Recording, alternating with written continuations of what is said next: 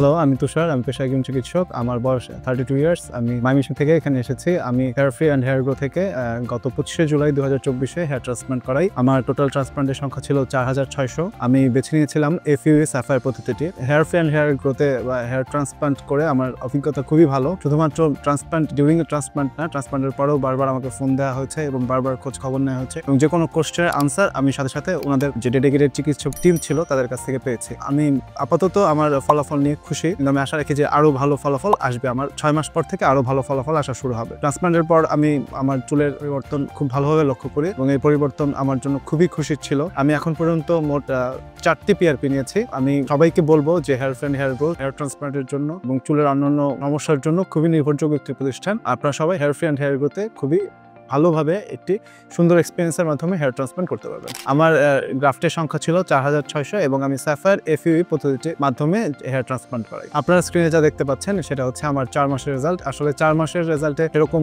কিছু বোঝা যায় না।